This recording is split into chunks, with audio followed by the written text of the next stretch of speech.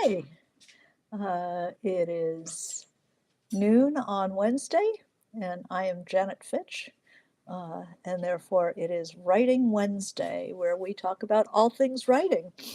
And I answer your writing questions, all kinds of questions, craft questions, personal questions, business questions.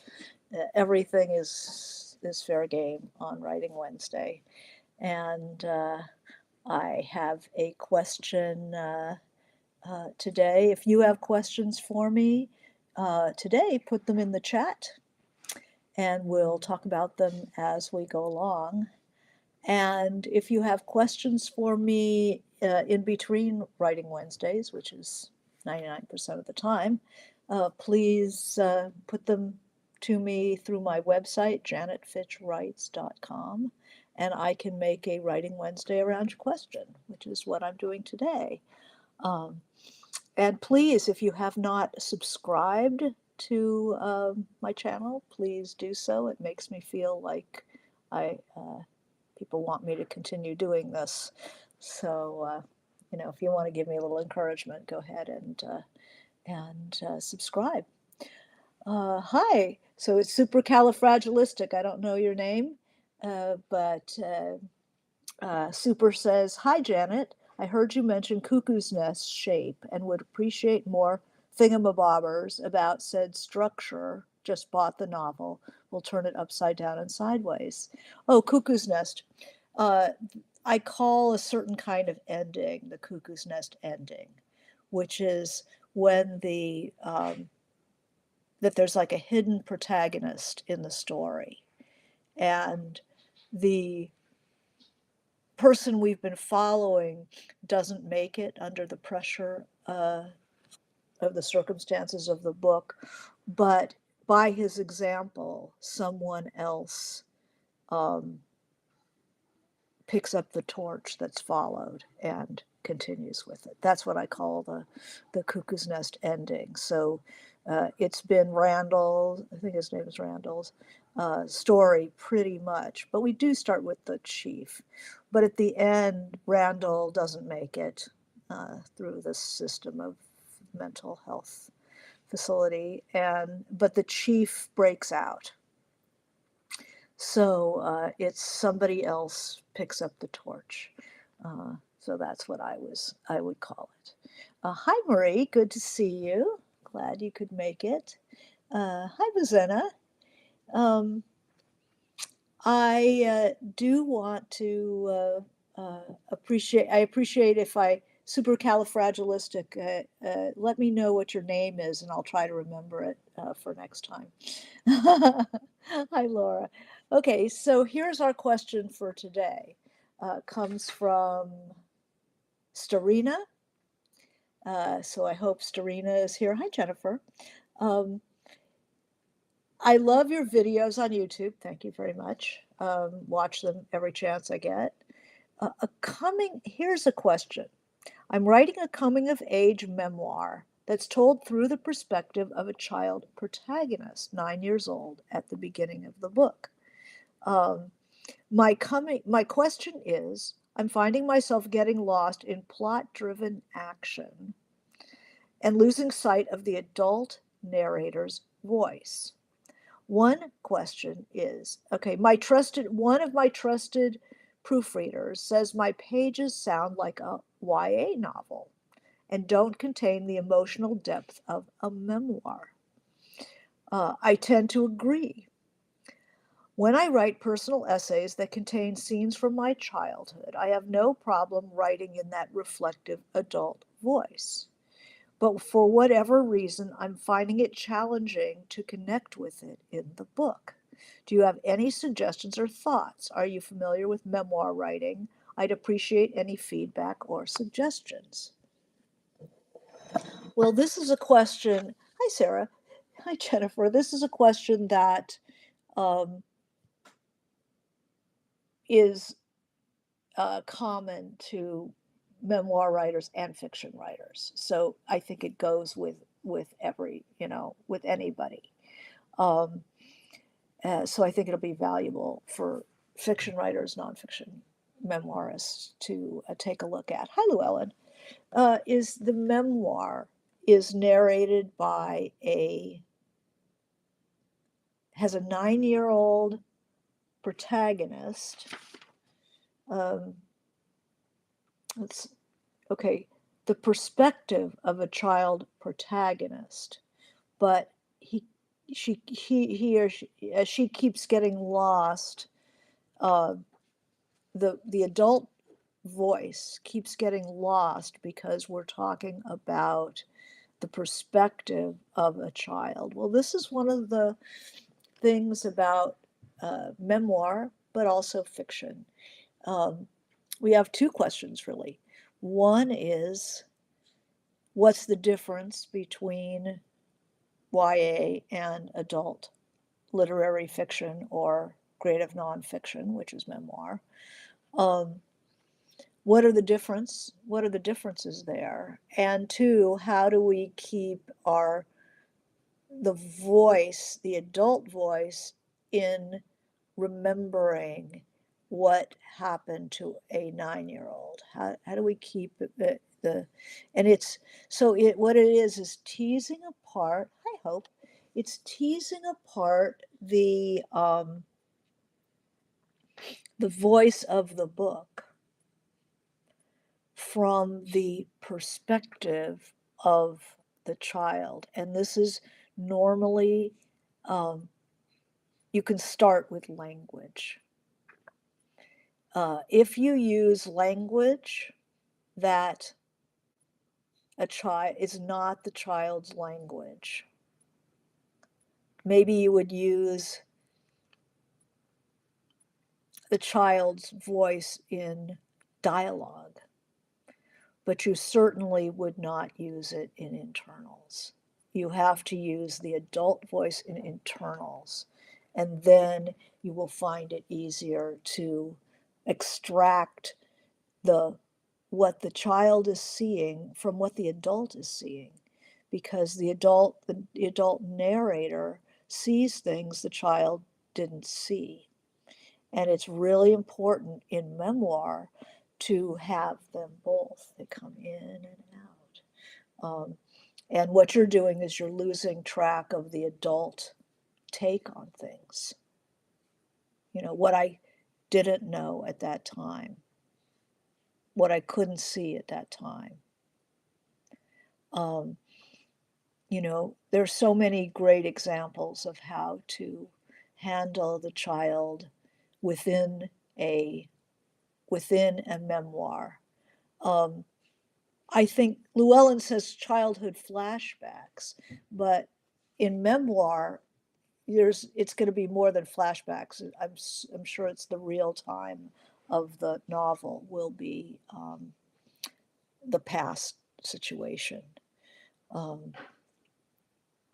So it is important to keep the narrator active.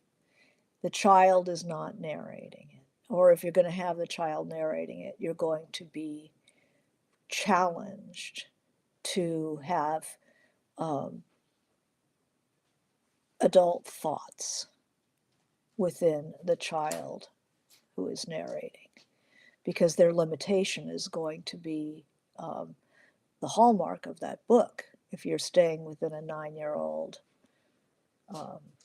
perspective, or if you only enter with the adult and then we're left in the child's world.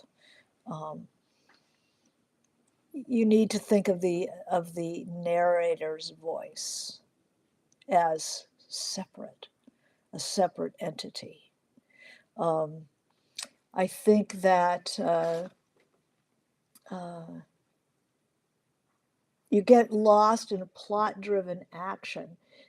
Okay, so that what happens is that this writer is following what happened to that child pretty closely and the child's reaction. It's remembering to pull back. I mean, you're halfway there. You see it, that there's something that you're losing here, and what you're losing is the ability to pull the camera back and see what maybe the child cannot see, and have thoughts about what's happening, which the child wouldn't have, to tell us what it means, to use metaphor that wouldn't be native to that child, but is native to the narrational voice, narrator's voice. Um, uh, but for whatever reason, I find it challenging to connect it with my book. Well, I think that makes sense. It's a memoir. So to bring the memoir to life, you've been trying hard to stay inside the head of that 9-year-old so you can remember what happened. But now that you've remembered it, you need to dimensionalize it. I think that pulling back and telling us how it affected you later on. There was that scene, say, I'm just going to make up something on the top of my head, say that scene where, brother came in and beat you up, and you can pull back and say, I so wanted to have the kind of brother that I'd seen around town, the kind who pushes you on your bike or defends you against, your enemies at school, someone who'll stick up for you, someone who will tell you stories in the night or whatever. But this was what I had, this, um, misguided, blob who his only way of finding his self-esteem was to, beat up on this, and then see yourself there from the outside. The skinny blonde girl, with the scabs on her knees, always having hay fever, and her nose is running. So see if you can start getting the two voices um, in play at the same time. Um, would be very useful to you. Um, I am familiar with, memoir writing. There are some wonderful memoirs. I've never taught it, but I've taught memoir writers some of the tools of fiction writing that they can use. Um, so reader may be interested, Llewellyn says, in what triggered that memory and its reinterpretation. Yeah. So what Llewellyn is saying is, and this is, the what you do in fiction is you are somewhere in the present, the adult present, and something kicks off the memory. I don't know if the memoir is going to be told all the internal story, but the back and forth from the adult present to the past is really interesting. And a good way to do it. I know The Glass Castle started with the upwardly bound, ambitious young woman in New York seeing her parents digging through the trash, and how they became homeless and stuff is the move back. And frankly, I was more interested in the front story than I was in the back story, which is just me. So take a look. You're looking for suggestions or thoughts. I'm sure you've looked at some of these, terrific um, memoirs like The Glass Castle, like Chronology of Water is more about the present, the development of the person who became the older person. Um, so it depends on how far forward your memoir goes, and whether you want to do chronological or where the reader steps into the historical story and stays there versus back and forth. Um, Bastard Out of Carolina uh, was a novel, but you could see that as a memoir as well. Um, there's also this question of what is YA and what is adult literature, um, which I guess is turning the question around. Um, I go to my library, and I'd say half of the books there are YA.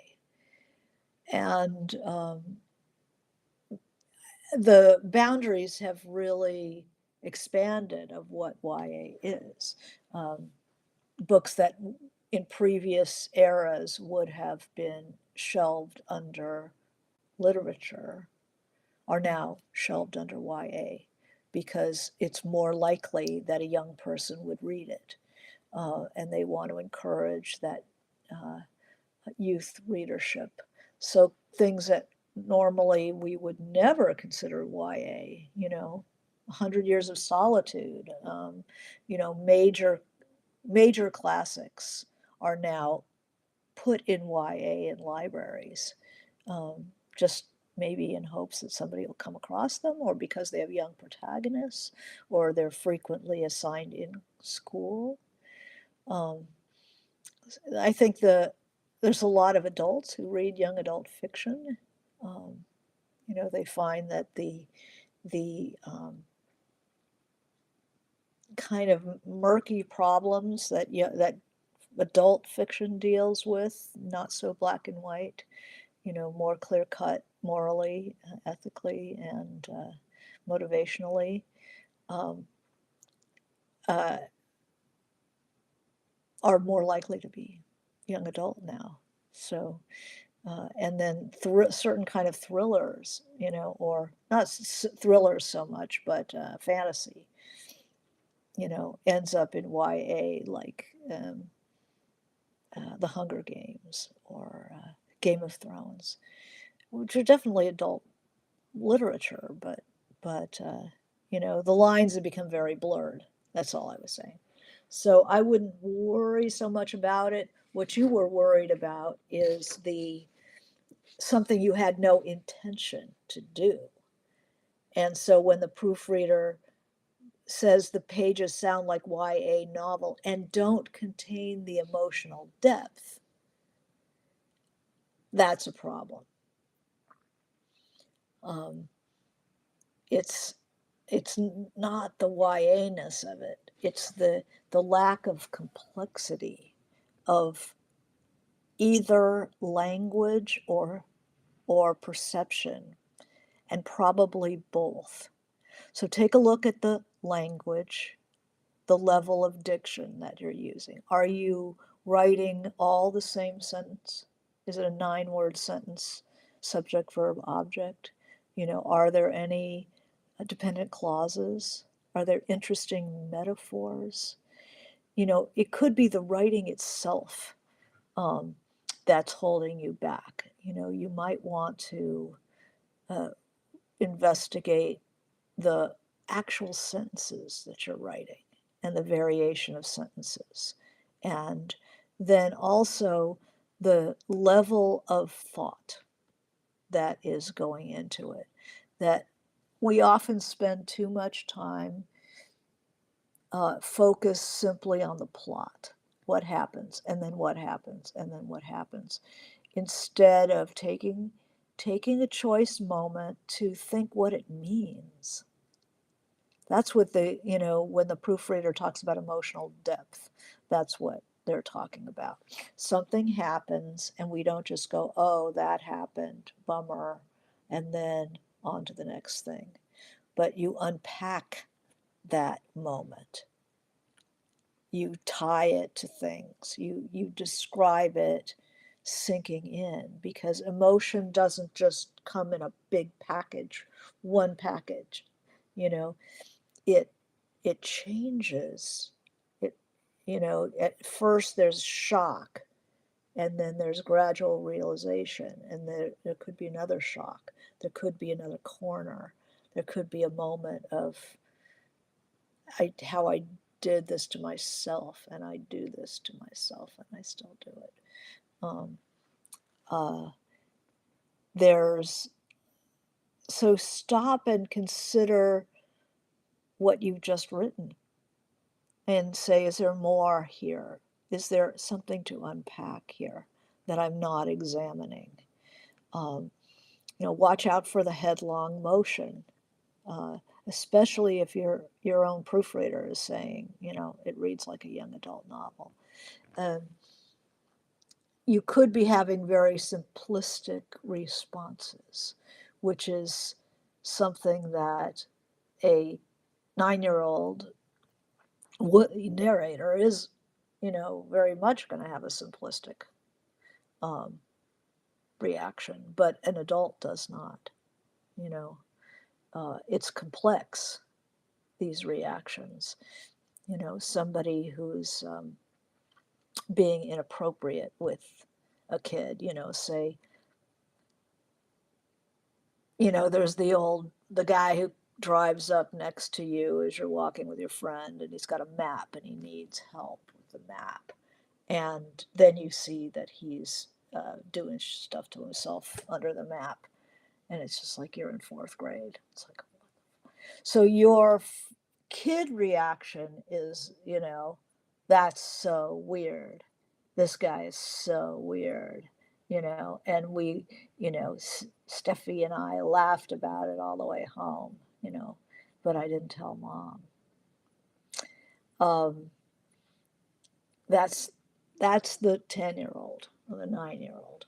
But the adult maybe can tell us, that maybe you were horrified, but you were also a little fascinated. And why didn't you tell your mother?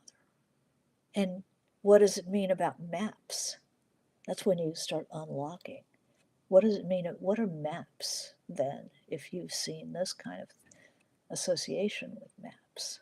Where was this guy going? Where do you want to take me? We backed away from the car. So an adult, the adult narrator steps back and takes a look at things a little bit. So sometimes it's just slowing down rather than just going for the headlong, this A to B to C to D. But sometimes you stop at B and you go down and you think about it and you think about it. What was the reverb on that? Did you think about it that night? Again, do you look at adult men a little differently? Unpack things. So Sarah says, I just read a very sophisticated adult novel with the main point of view of a 14-year-old. Also, and it had the point of view of the mother as well, but the language and delivery made it decidedly adult, not YA. And what was the book? Go ahead and put the titles of things. I think memoir, it can be somebody struggling in the present as an adult and then reaching back into the past to find the roots of what goes on. Llewellyn says, is it also possible the wisdom of youth is lost or forgotten, so the memory returns to the adult? Yeah, the adult finds themselves in the same situation, and then the memory links in.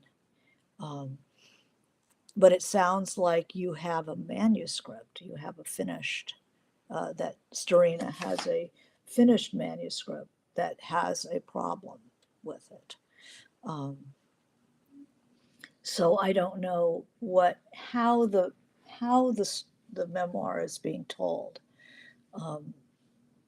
But I think that our first idea is to just go back into the past as real time, like the Glass Castle, and not come back and forth. It was called Daughters of the Air by Anka Szilagyi, Hungarian.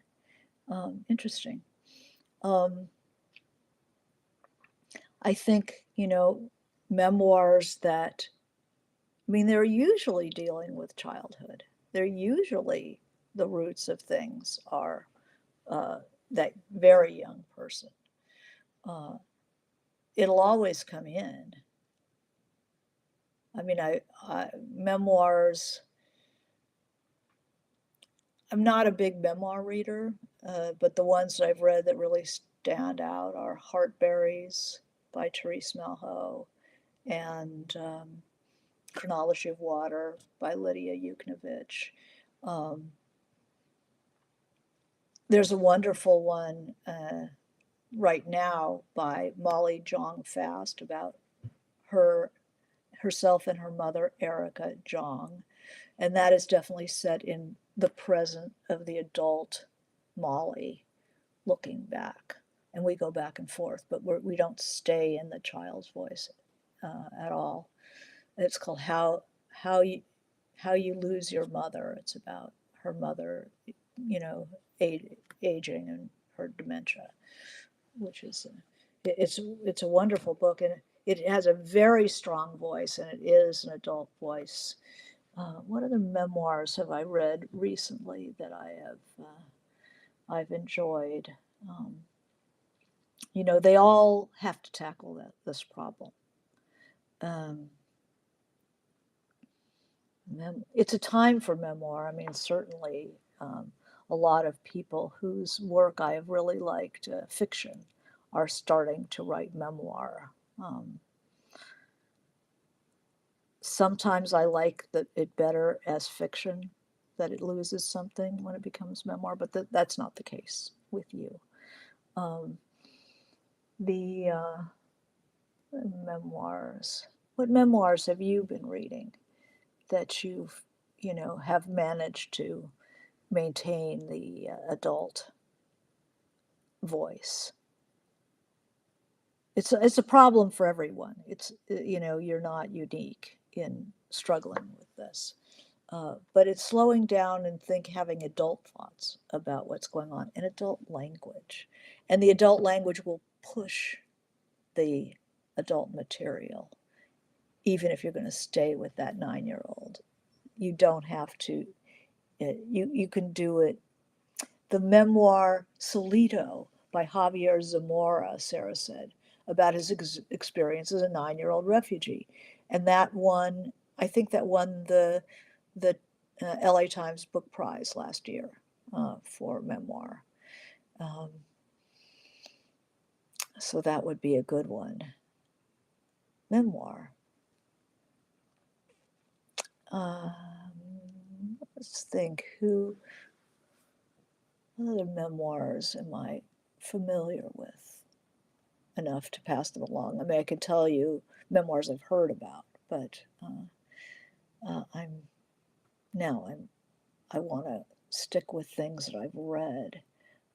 Sarah says, I don't read a lot of memoir, but I highly recommend Solito. So that's good. Good to know.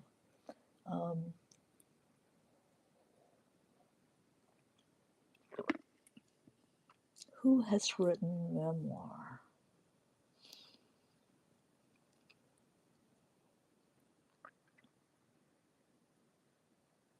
Well, there's a wonderful memoir. I don't know if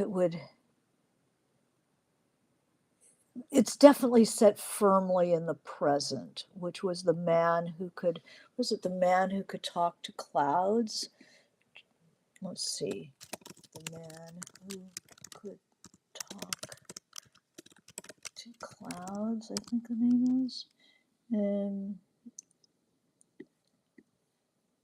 The Man Who Could Move Clouds by Ingrid Rojas Contreras. I really enjoyed that memoir. But it's a family memoir about the legacy of her family. So it begins with the character has an accident that she becomes amnesic, and evidently her mother had too. So that is an interesting book, but it never loses the present of the story.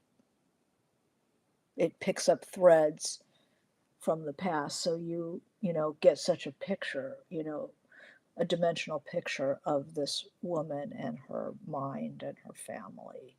Um, so it's not A to B to C to D type of narrative. Um, Recollections of My Non-Existence by Rebecca Solnit really landed for me, Jennifer says. Very cool. Um, and Llewellyn says, this conversation reminds me of the Wonder Years. Yeah, except, you know, of course, that was a TV show, wasn't it? I mean, we were stuck in that kid's head. There was no, there was a bit of adult. I remember how it went. Um,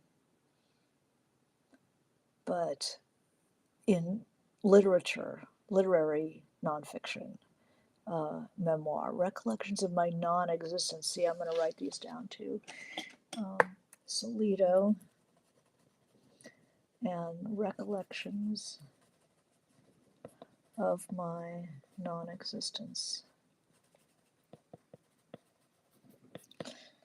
What else do you remember?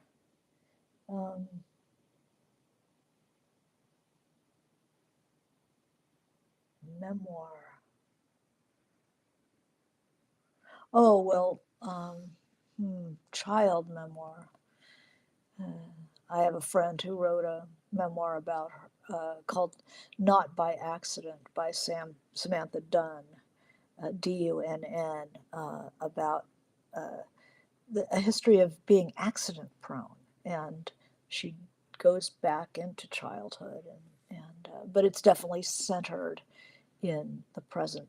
Laura likes Mary Karr's memoirs. This is Karr with a K. Um, yeah.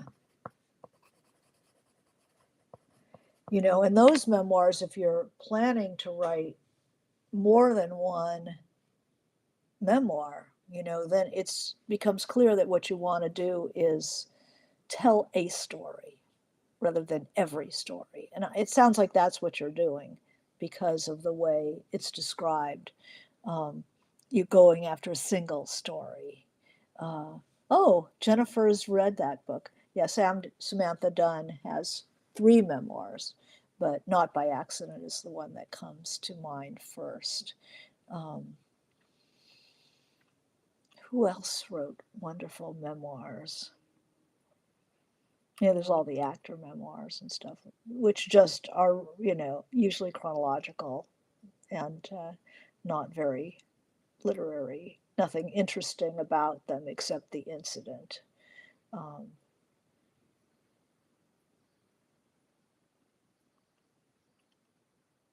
but intriguing question, and a question that is also a problem for um, fiction writers, is how to write the the story of a young person without using the young person's voice. This happens. I mean, look at you know, books like To Kill a Mockingbird. You know, there are many books that are maybe now considered young adult, but were never young adult books. They just have a young protagonist, and you, the adult, know things that that 9-year-old didn't know, but they create the world around that 9-year-old in a way that the adult is seeing things the child doesn't see. Um, in memoir, it seems that would be the position of the adult narrator, uh, to see the things the child didn't see, rather than leaving it to the adult, leaving it to the reader. Um, you have to be able to shape your own story and your own reaction to your own story and show us what it means to you. I mean, that's like half of it, or at least a quarter of it. I'm still thinking of memoir.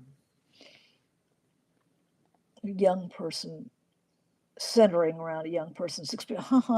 Rita Williams, If the Creek Don't Rise.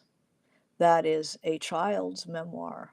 And that's really young. I mean, it starts, the child is like 4 and goes to when she's about 16. And I'll tell you, there's a whole life in there. And very careful to break out scenes. She's going to tell this story, this incident, this incident.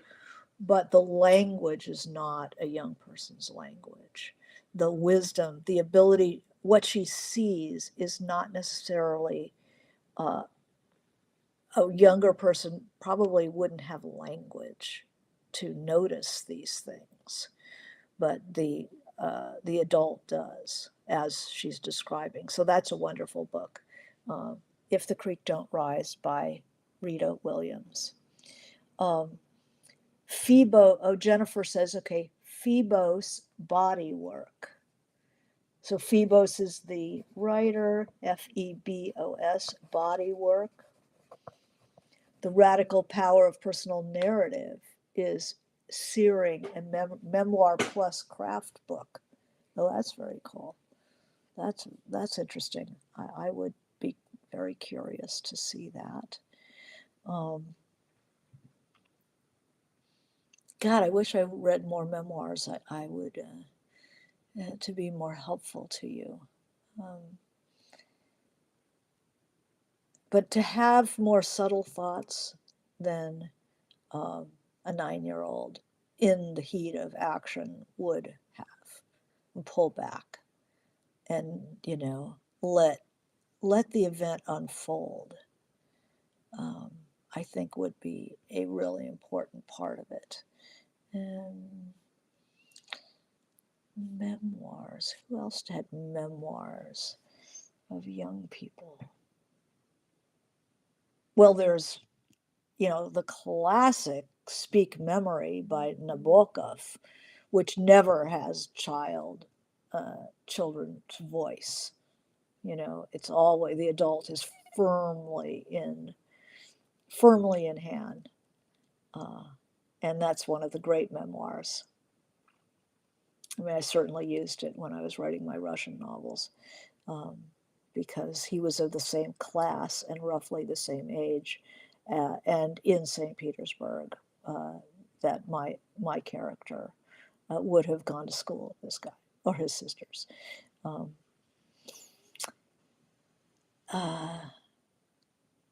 Good memoirs with a young person in the foreground, unpacking something that happened as a child. See, it sounds like it's a singular event, the 9-year-old. Anne Frank, it's a journal.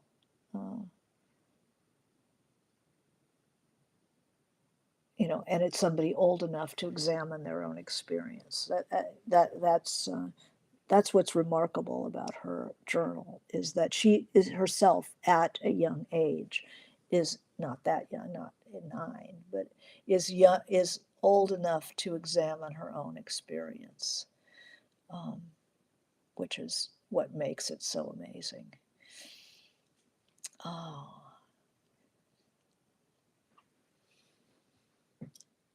Memoirs. If I could get up and walk upstairs and look at my big bookcases, I might have better ideas for you. They're unskillful memoirs, but that's not what you're thinking about.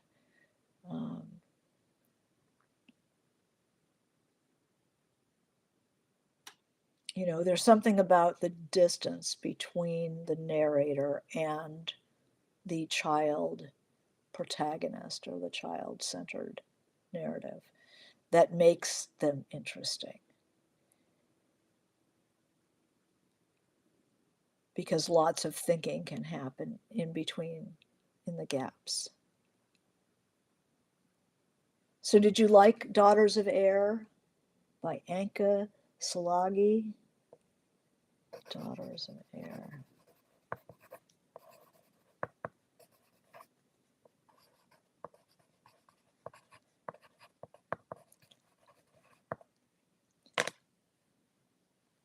right. Well, Ocean Vuong on Earth, on Earth We Are Briefly Gorgeous is, I know he calls it a novel, but I wouldn't call it a novel. I would call it a memoir. So you might want to take a look at that as well. Um, just how somebody tells the tale. And it's more of a, not directed to the reader, but directed to, it's a letter written to a mother, his mother, the character's mother or whatever, um, who can't read, is illiterate. So it's really a letter to himself. And so that's an interesting technique to, like, how do you frame up the memoir? The why am I writing now? So I'm open to other ideas of memoirs. What great memoirs can we recommend? Um, Classic memoirs, okay.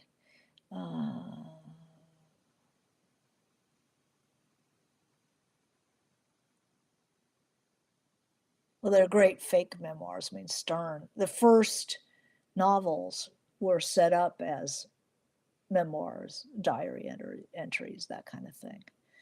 They didn't know how to write novels.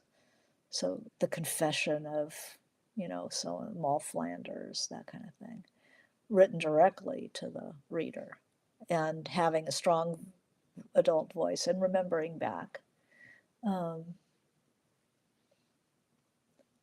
Sarah says, yeah, The Daughters of the Air was about New York in the 80s and the dirty war in Argentina. So that by Anka, what was that last name? And it was Hungarian. Szilagyi, Agyi. Interesting. And Solnit, yeah, she's an essayist, so that's an interesting idea. Recollections of My Non-Existence.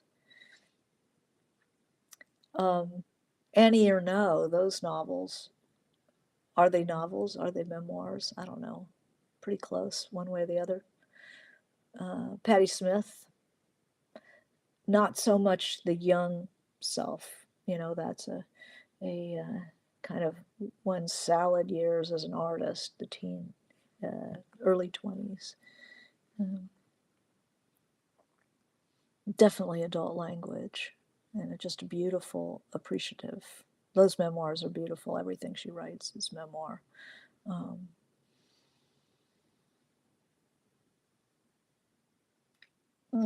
There's so many, but anything. In any case, I think you have a good selection here, and keeping it out of YA is a matter of language, and having that adult voice, and having complex thoughts, and stopping and unpacking things. Adults are more interested in what adult thoughts are. The child has the immediacy and the freshness, but it's difficult to center that voice.